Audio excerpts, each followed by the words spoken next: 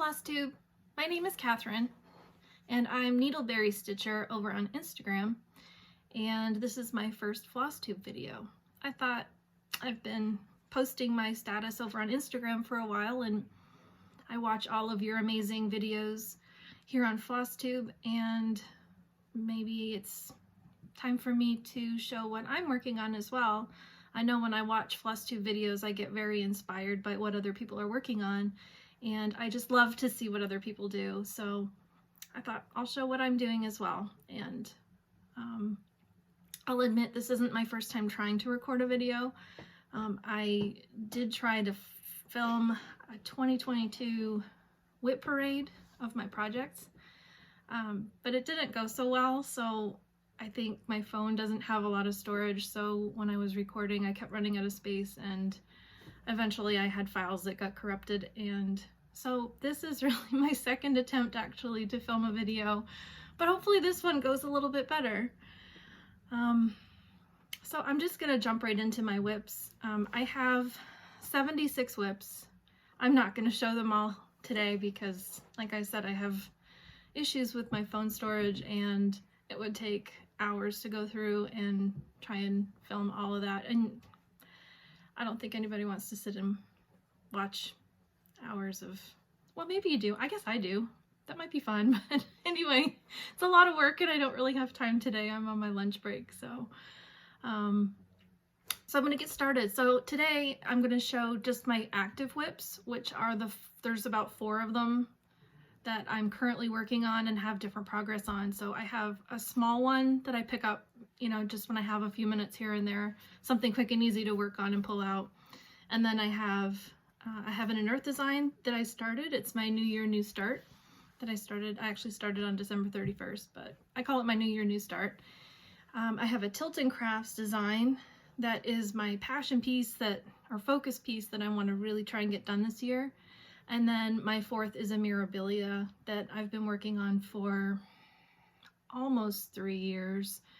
And I keep picking it up and putting it down, but I really want to finish it this year. So what you'll see today are projects that I may not finish the Haid this year. It's a huge one, but I do plan to finish the other ones. So I'll get started.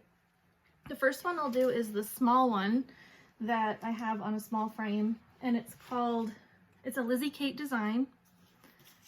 It's called Wise Men Still Seek Him, and it's a Christmas one. I know I should have had it done by now, but I started it actually in Christmas of 2020 and then had plans to pull it out this past December and work on it as a gift, but just didn't get it done in time. So I thought I'm going to beat the 2022 Christmas rush and try and get this done early, so I might have actually some time to fully finish it before Christmas next year.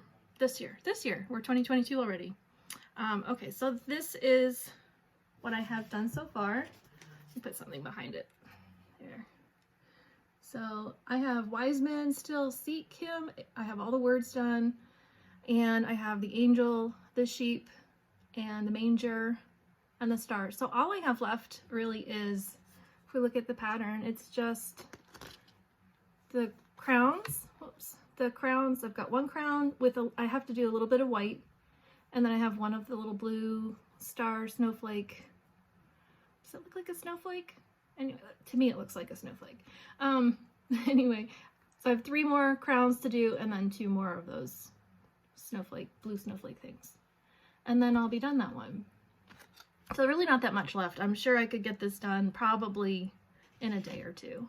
You know, I actually could probably knock it out in an evening if I was stitching. So that's this one. It's my small guaranteed finish for 2022.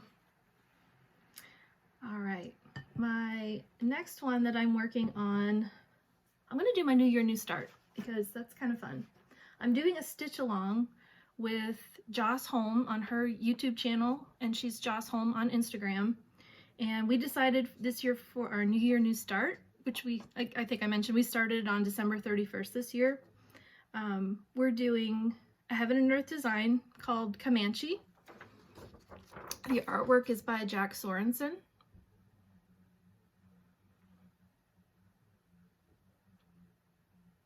And we started it December 31st. My reason for starting it a day early was because I had to travel on the 1st and didn't get any stitching time the first couple of days of this year. So I got a start on it on the 31st, and I was really happy with my progress. And then when I got back from my travel, I picked it up again and worked on it at least a couple of weeks. So the first couple of weeks of January I worked on it, and I've got this much done on it. So this is, if I finish these columns here, I do blocks of 20 at a time. So 20 across, and then I just kind of work my way down, and I'll just pick the top color, kind of like what Stitchin' Mommy does, except she does it kind of from the top of the whole design. I do it across a column. So I'll take 2 columns across, I'll find the top stitch, and then I'll work that thread all the way down, and then I'll come up and find the next one and work that one all the way down. So I use a combination of different, I guess, styles of stitching that other people have tried, and that's what I think I love about FlossTube, is that seeing how other people do their stitching has helped me to try different things and find ways of stitching that I like better. So I've tried the diagonal stitching, diagonal parking. This one, using the 2 columns across, like I'm doing, like with the 20 stitches across, I think I picked that one up from Needle Ninja because she works in 20 across, but she doesn't do diagonal. She'll do 20 and then she'll do 2 columns at a time. And I really like that because usually a block of 10 will have just sometimes only like a couple of, depending on how confetti heavy the design is, it'll only have a couple of stitches. But if you do 2 blocks over, sometimes you can use up the thread a little bit faster so that I don't have to park. And I don't mind parking either. As you can see, I do have a thread still hanging here. I don't mind parking. I'll do it sometimes, but usually I won't park threads that have just like ninja stitches, or I guess that's what we call them, where they're just kind of a random number of stitches. I won't typically park those ones, but the ones that I use very heavily, I'll sometimes just do as much as I can do in the block of 20, and then I'll park it down further and then fill in the rest and then keep moving down. So anyway, that's what I do. But I change it. Sometimes I do something completely different than that. It just depends on the day and what I'm working on.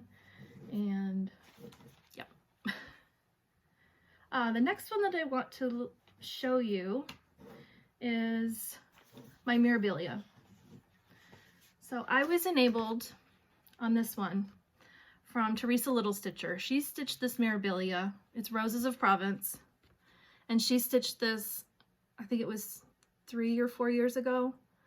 And I was in love with this when I saw her stitch it. And I thought, this is going to be my first Mirabilia that I finish. I've started a couple other ones and never got very far, but this one I really wanted to get done. And I did start it about 3 years ago. It was before the pandemic, and I started it, and it's come out and been put away several times. But I have it out right now, and I've been working on it a little bit here and there. I'll show that one to you. I've got this on my scroll rod, so I'll have to open it up.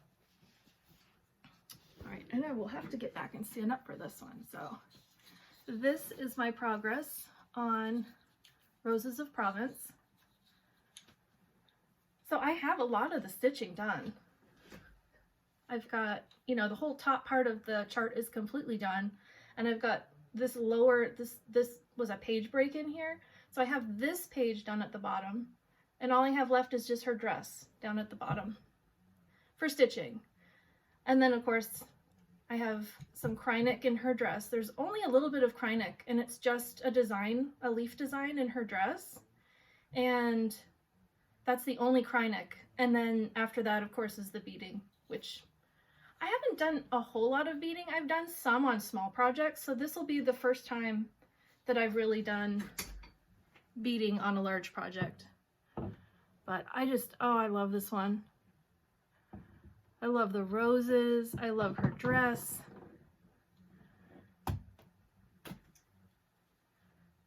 Oh, it's beautiful. I love this one. I love working on it.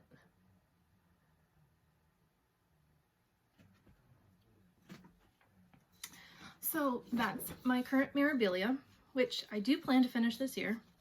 And I think I have a good shot at it. There's really not that much left on it.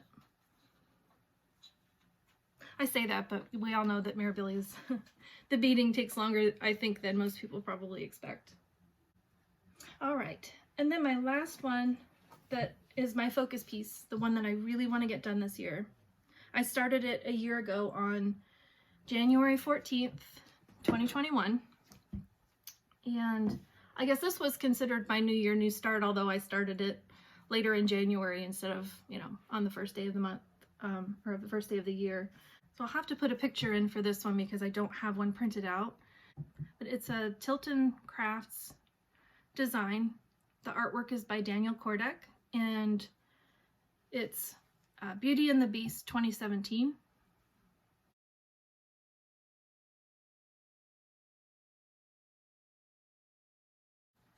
And here is my progress on that one.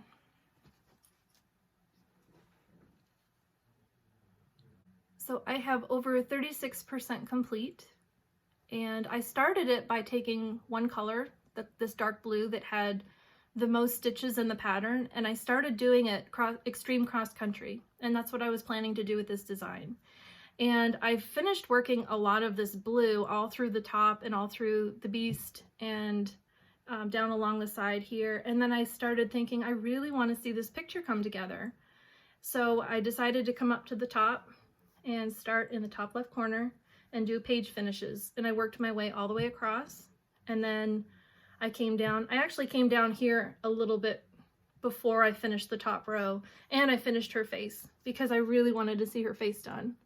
So I finished her face, and then I came back and stitched around here a little bit that I had not stitched that part.